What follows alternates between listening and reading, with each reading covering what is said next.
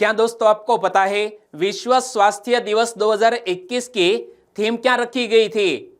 IMF यानी कि international monetary fund ने भारत की विकास दर वर्ष 2021-22 के लिए बढ़ाकर कितने प्रतिशत कर दिया है?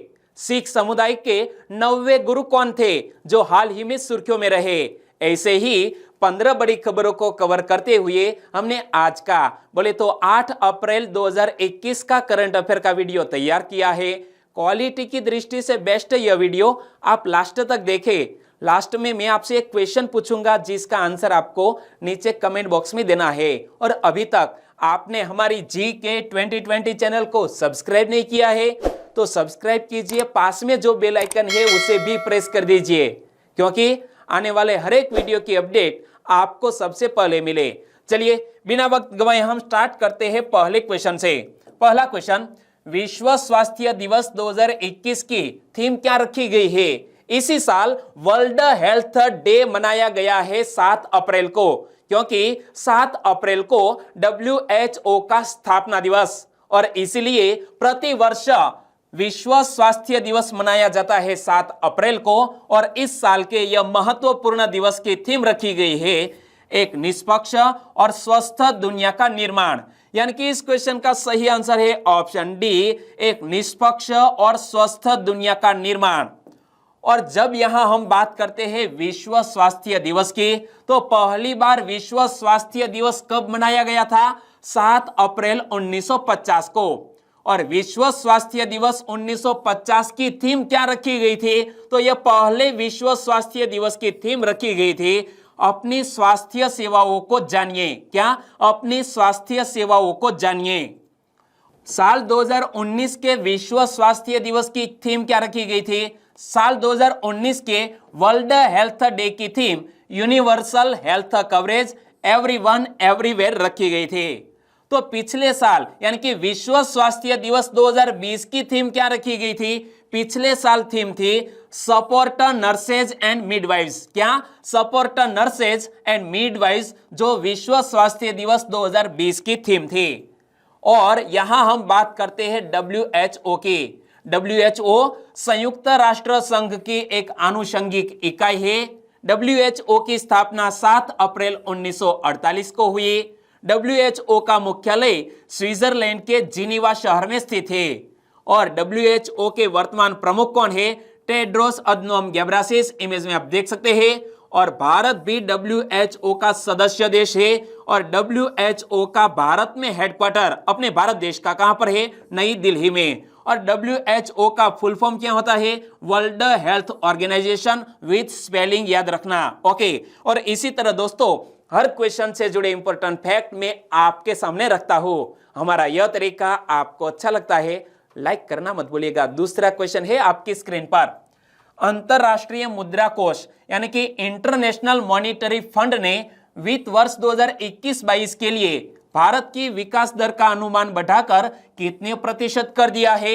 IMF ने वित्तीय वर्ष 2021-22 के लिए भारत की विकास दर का अनुमान बढ़ाकर कर दिया है डबल डिजिट यानी कि 12.5%। यानी कि इस क्वेश्चन का सही आंसर है 12.5%। अंतरराष्ट्रीय मुद्रा कोष ने वित्त वर्ष 2021-22 के लिए भारत की विकास दर का अनुमान बढ़ाकर 12.5% कर दिया है।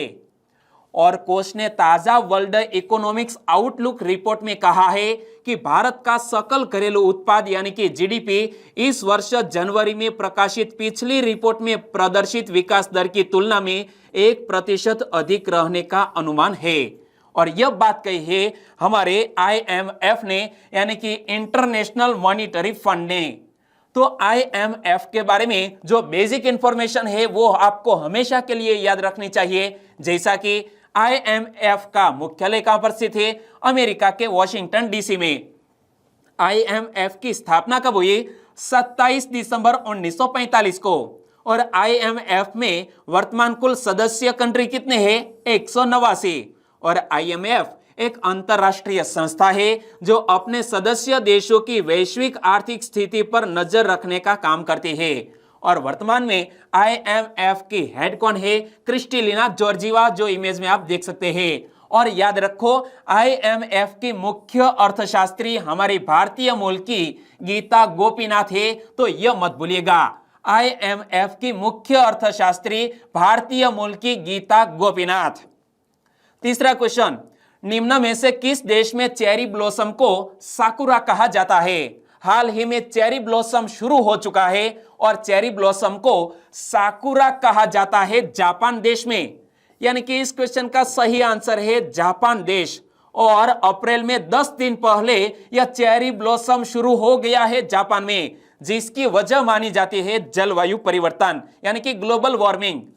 जापान मौसम विज्ञान एजेंसी ने हाल ही में घोषणा की कि जापान का चेरी ब्लॉसम मौसम पूरी तरह से शुरू हो चुका है। आमतौर पर जापान के चेरी के पेड़ अप्रैल में पूरी तरह खिल जाते हैं, लेकिन इस बार चेरी ब्लॉसम 10 दिन पहले हुआ है।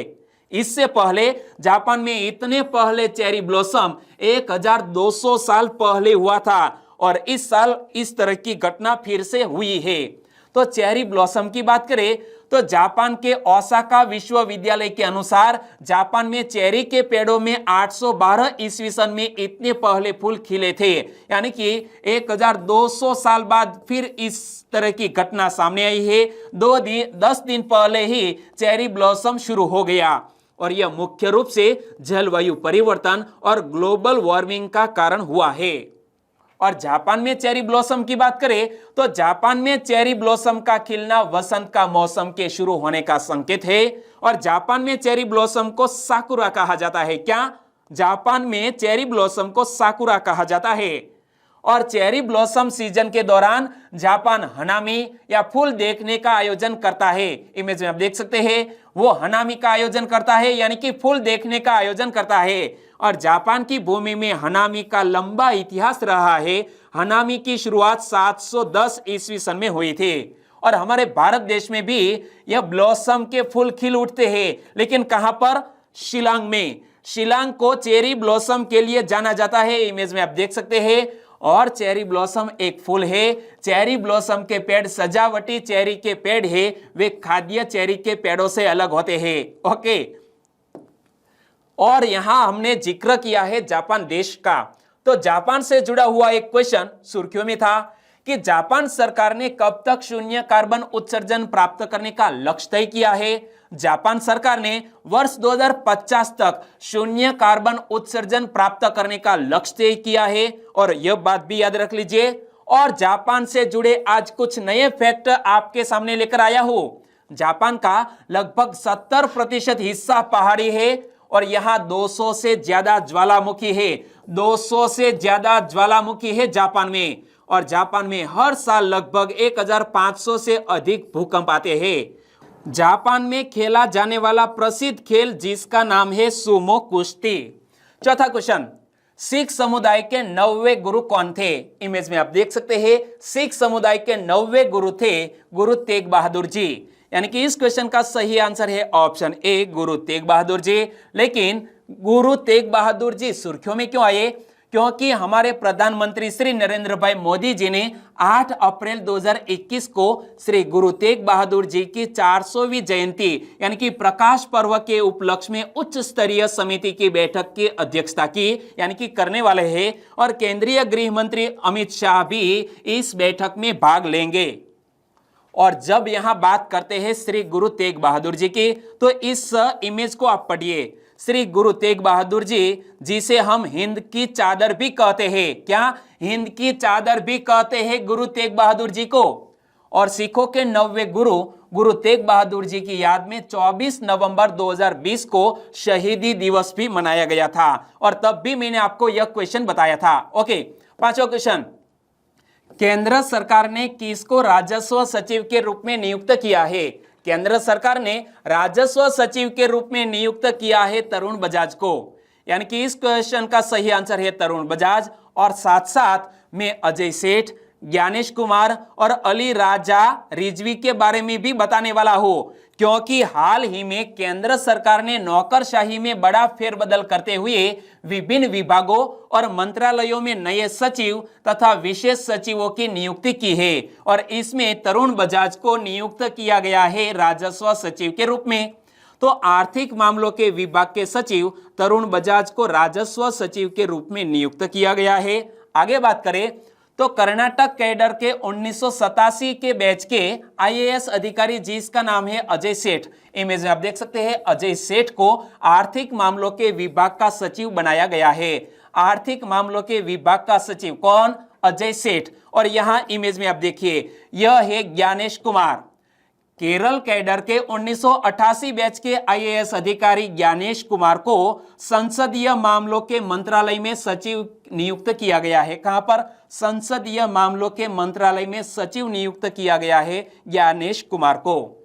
और अली राजा रिजवी की बात करें तो ये है अली राजा रिजवी।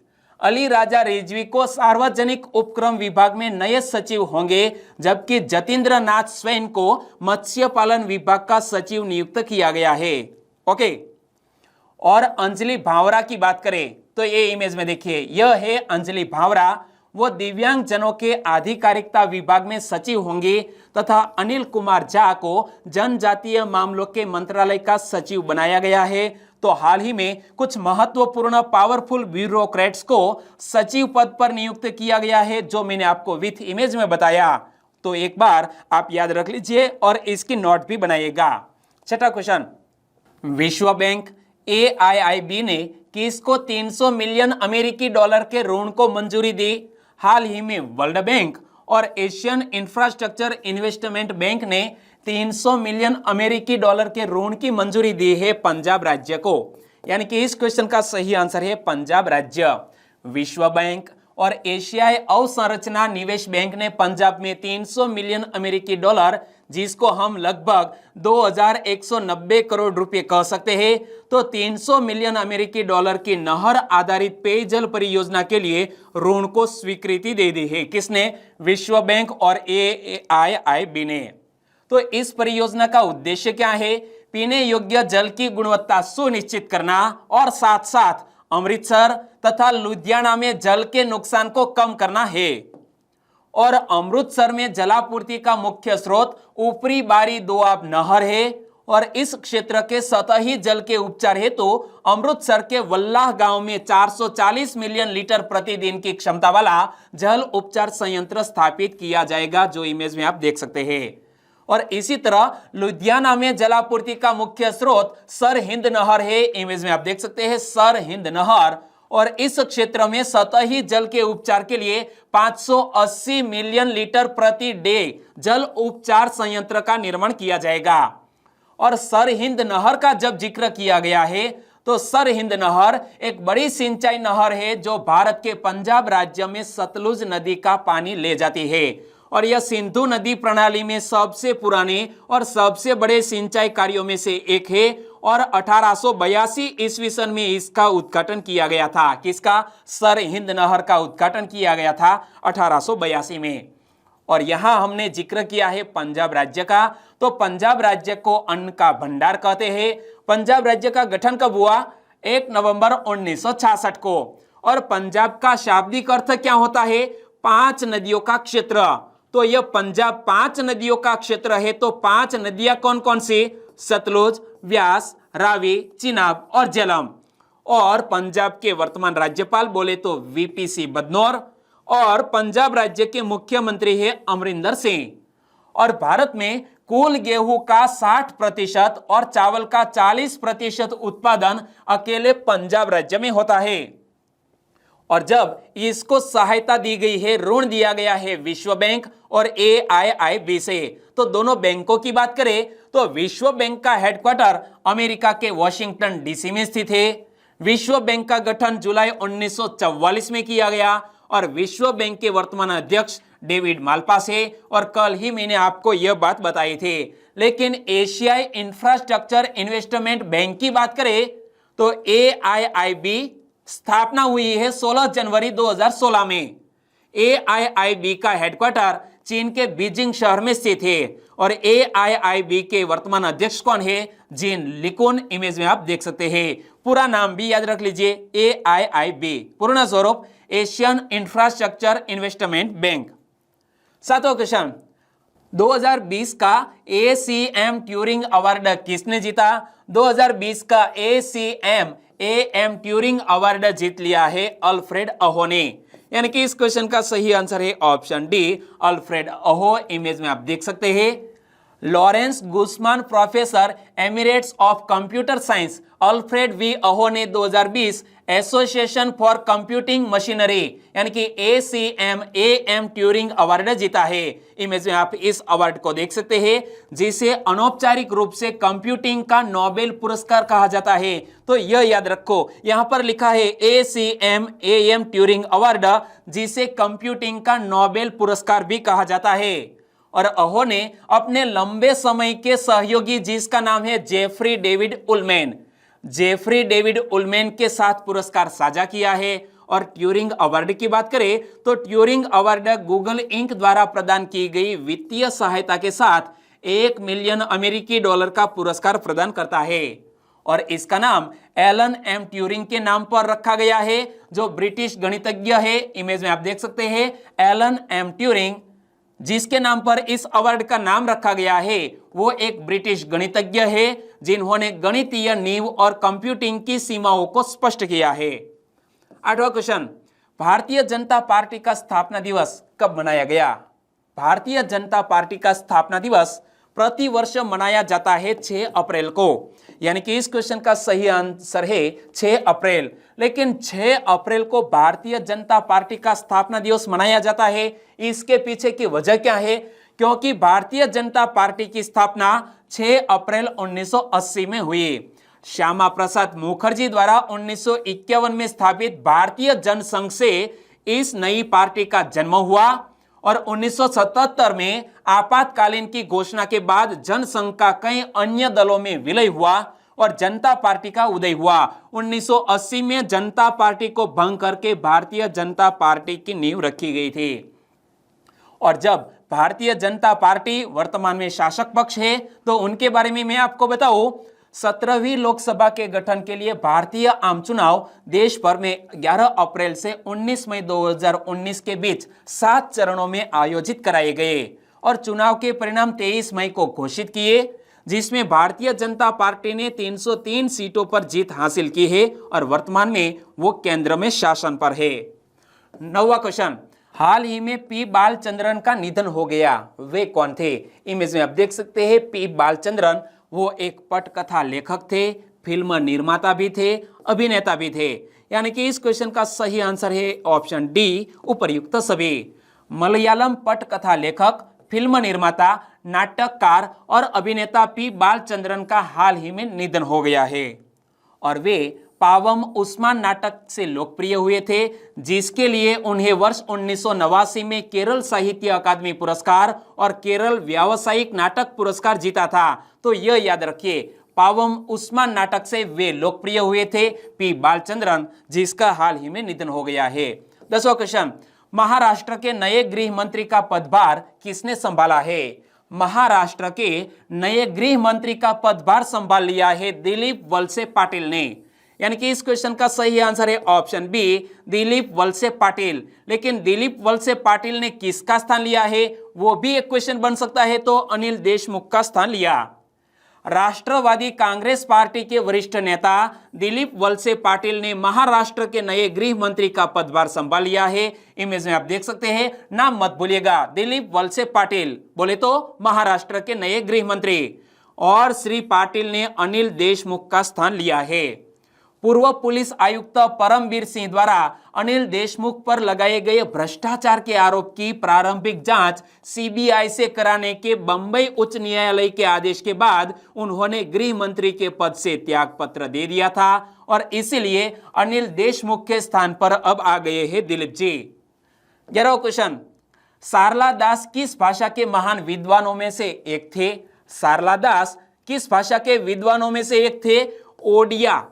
ओडिया भाषा के महान विद्वानों में से एक थे सारला दास। यानी कि इस क्वेश्चन का सही आंसर है ऑप्शन डी, ओडिया। लेकिन यह सारला दास हाल ही में सुर्खियों में क्यों आए?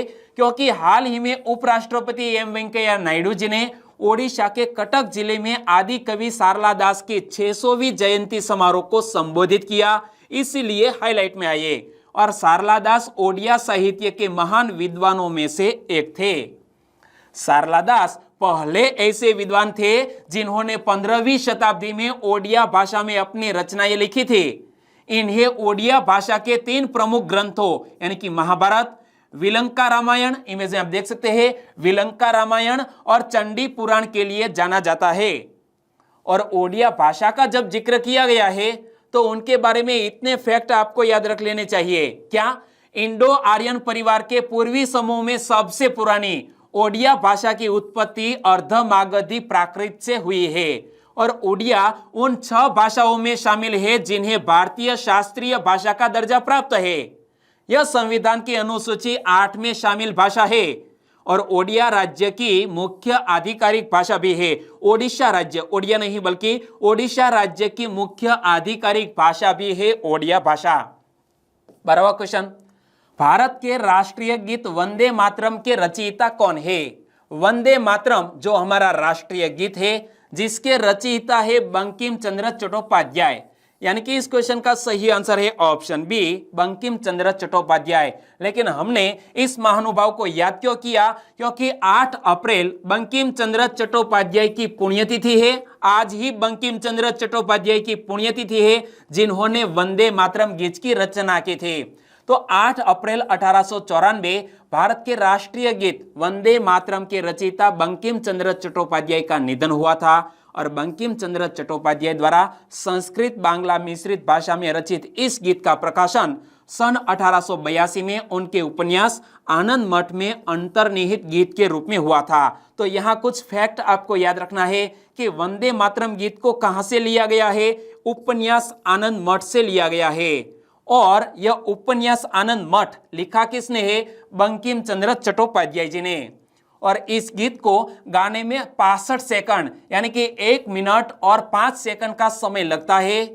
सन 1896 में भारतीय राष्ट्रीय कांग्रेस के कोलकाता अधिवेशन में गुरुदेव रविंद्रनाथ ठाकुर ने यह गीत गाया था और डॉक्टर राजेंद्र प्रसाद ने संविधान सभा में 24 जनवरी 1950 में वंदे मातरम को राष्ट्रगीत के रूप में अपनाने का संबंधित वक्तव्य पढ़ा जिसे स्वीकार कर लिया गया। यानी कि हमारा वंदे मातरम गीत को हमारा जो नेशनल एंथम है इसी प्रकार का ही दर्जा दिया जाता है जिसको डॉक्टर राजेंद्र प्रसाद ने संविधान सभा में 24 जनवरी 1950 को पढ़ा था जिसे स्वीकार कर लिया गया।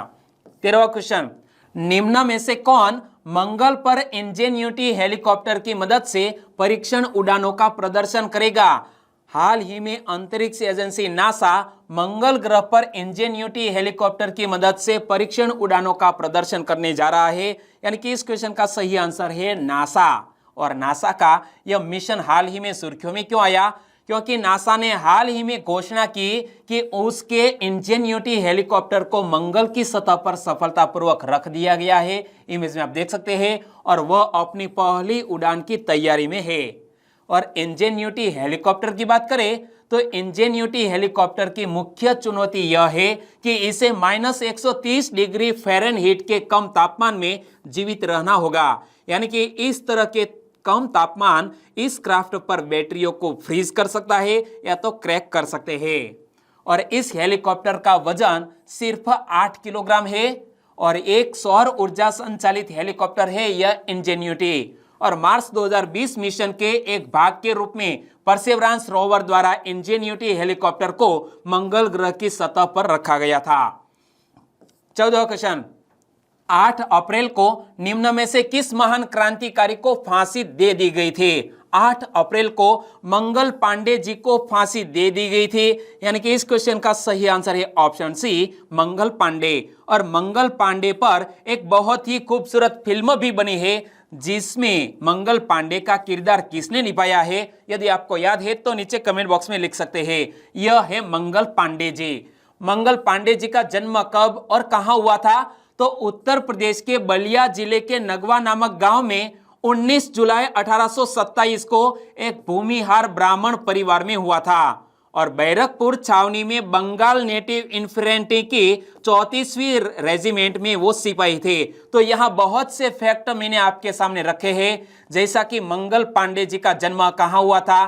तो उत्तर प्रदेश के बलिया जिले के नगवा नामक गांव में कब हुआ था? 19 जुलाई 1827 को। और एक भूमिहार ब्राह्मण परिवार में हुआ था और वो कहां के सिपाही थे? तो बैरकपुर छावनी में बंगाल नेटिव इन्फेंट्री की 34वीं रेजिमेंट के सिपाही थे।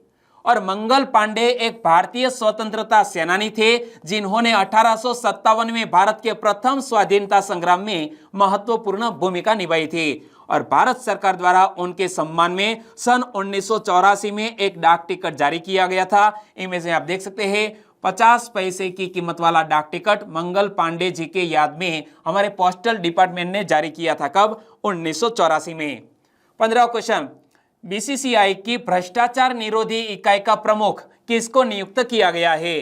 बीसीसीआई की भ्रष्टाचार निरोधी इकाई का प्रमुख नियुक्त किया गया है हाल ही में शब्बीर खंडवाला को।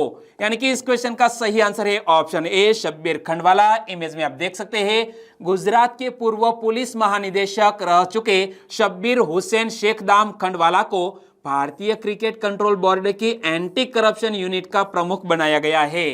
और 1973 बैच के आईपीएस अधिकारी खंडवाला ने अजीत सिंह से यह पदभार संभाला है। किनसे? अजीत सिंह से यह पदभार संभाला है जिनका कार्यकाल गत 31 मार्च को समाप्त हो गया था। और यहां जिक्र किया गया बीसीसीआई का, तो बीसीसीआई के वर्तमान अध्यक्ष बोले तो सौरव गांगुली, जिसकी हाल ही में सेहत बिगड़ गई थी लेकिन अब वो ठीक हो चुके हैं। बीसीसीआई के सचिव कौन? जय शाह। इमेज में आप देख सकते हैं अमित शाह के बेटे जय शाह बीसीसीआई के सचिव। और बीसीसीआई का मुख्यालय कहां पर स्थित है? महाराष्ट्र के मुंबई में वानखेड़े स्टेडियम में। और बीसीसीआई को स्थापित कब किया गया? दिसंबर 1928 में बीसीसीआई को स्थापित किया गया।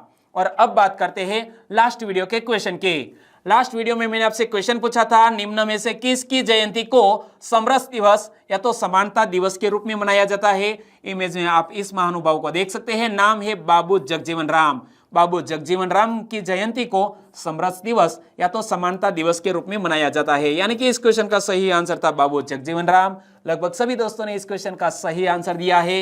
इनमें से कुछ फ्रेंड के नाम लेना चाहूंगा, तो वो है सुशील प्रसाद, और उन्होंने लिखा है कि सर जी आपका वीडियो बहुत ही बेस्ट है। Thank you so much Sushil ji, आपका भी धन्यवाद। और जयेश परमार, काजी यूनुस फ्रॉम गुजरात, राजकोट पड़धरी से बिलोंग करते हैं। सोनल गोसाई, विहान ठाकुर, हितेश राठवा, दीपिका परमार, चावड़ा प्रदीप, इन सभी दोस्तों ने सही जिक्र किया है बाबू जगजीवन राम का। और ठाकुर आशाराम भाई गुड मॉर्निंग भी लिखा है और आंसर भी दिया है। तो हम सभी को ऑफलाइन तरीके से रिप्लाई भी कर देते हैं।